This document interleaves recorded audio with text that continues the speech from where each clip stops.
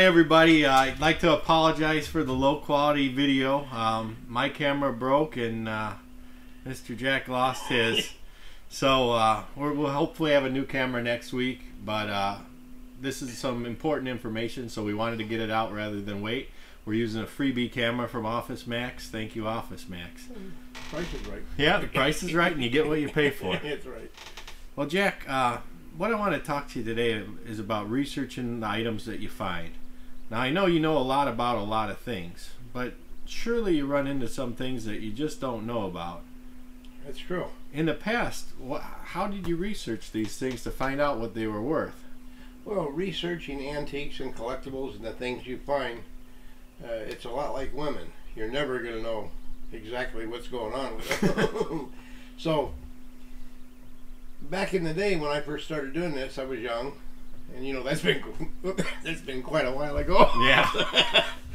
And you'd get an item and you'd have to look it up in books. I go to the library and I'd pile out 5 or 6 or 7 or 8 or 10 books and I start looking through it. Well, when I went through, you're going through it, you're looking at other stuff too. So you'd be looking at pictures and stuff? Yeah. Trying to find a match? And what were those, remember those, what are those called? Oh, fish? Microfiche? Microfiche, you'd use those. Yeah. I mean, it was just about prehistoric. So it's pretty labor intensive back then. And then if you get something really good, like I had Joey Brown the comedian, I had everything that he had when he died out of his Bel Air mansion fire. He was a comedian. Did as I started to say Oswald the Lucky Rabbit, he did Harvey the Invisible Rabbit, remember? Really? Yeah. And I had some things I didn't know anything about and I had to make phone calls to find out about them. And so that got expensive. Yeah, back then you had to pay for long distance, That's right? True. So it was an elaborate process. Sometimes I might spend 3 or 4 days just to find out about one item. And of course I had a library. After several years, I had books. I could have filled shelves in this whole room with books for research. Wow. You just keep buying them and keep adding on and adding on. Pretty soon you've got a whole library. Today, it's so much simpler. And you've actually taught me a lot in that direction, by the way. Yeah, I was showing you that tool that we use because we research hundreds of items, a week. Now, it's amazing. If we had to go through books and libraries and phone calls, we'd never stay in business. No, you wouldn't. So, yeah, what I'd like to do is show you more in depth and show our audience, how this tool works and kind of walk through it. So, we've got some screen recording software, and we'll zoom in on our screen and we'll walk through it together and kind of show them how that works. I'm going to tell you, it's amazing. I know you've seen it. You've seen kind of the results of it, but you never see exactly what we do. So feel free, Jack, ask me questions as we go through this, and I'll explain the various things you can do. You want me to ask one right now? Sure. How did you find out about it? Well, it's a good question. We just kind of stumbled upon it. We went to a seminar called eBay Live, and they had a booth over there, and they were giving demonstrations of it. And as soon as I saw the demo of it, I said, "Oh, we've got to have this." Yeah. And it costs a little bit of money, but I'll tell you what, it saved us so much money because it tells you what's not worth listing on eBay. And a lot of times eBay will eat you up in fees if you list stuff that's not going to sell. It's just a waste of your time, waste of the fees. And this tool kind of guides you along to the right track. Absolutely. When you find when you've got an item and you can't find it on Terapeak, and that's very, very, very seldom because you can find everything on there. I'd say that it's 99.9% effective. Would you agree with that? Would you tell us how it really is? I would say at least 90% of the stuff that's brought into our store we can find. Now, if we can't find the exact item, we'll find something close enough that we can say, yeah, this is similar enough. Yep. But, like that armband the other day, yep, that one we were coming up blank on. So what did that sell for? I got to check. It was over $350, $360, but it did pretty good. It got it bids right at the end. Good.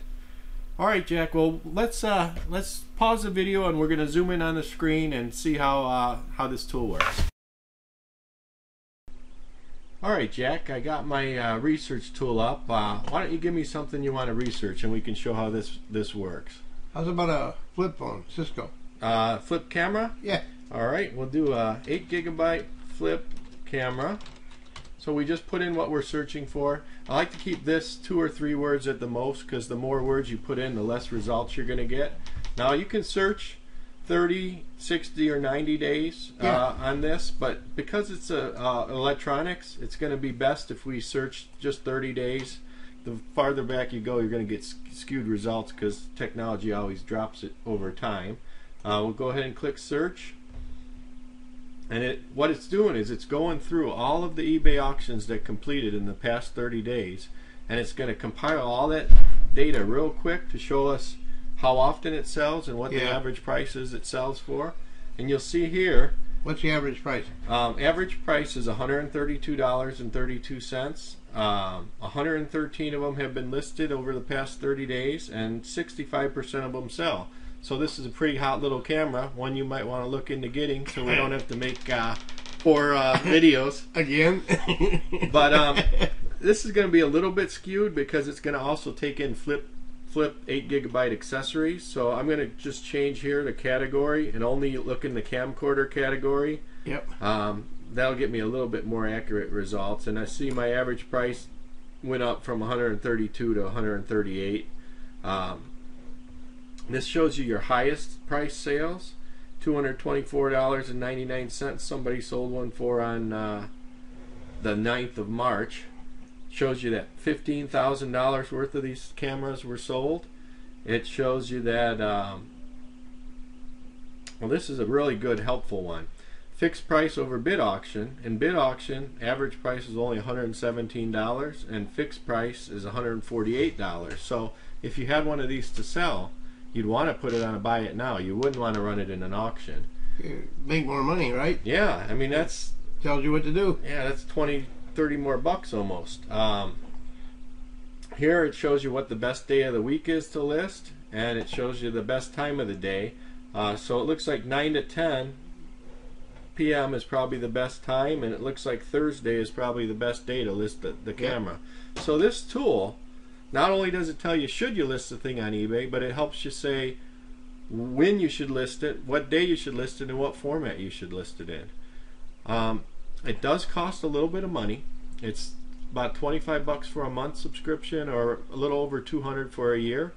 But for any picker that's serious, you got to know what to do with your stuff, and you know, investing in this tool is definitely well worth the money. I'm going to go ahead and put a link to it in the bottom of the description, and you can try it out for a month, or you can subscribe to it for a whole year. We will be doing some more lessons to show how some of the more advanced features look. Nice. But this is the basics. You got any questions on that, Jack? No, you turned me on to that about 3 years ago, and that's the best tool I've ever seen. All right. Well, I hope this was helpful, and if you guys have any questions or comments, please leave them on this YouTube video, and we'll talk to you again soon.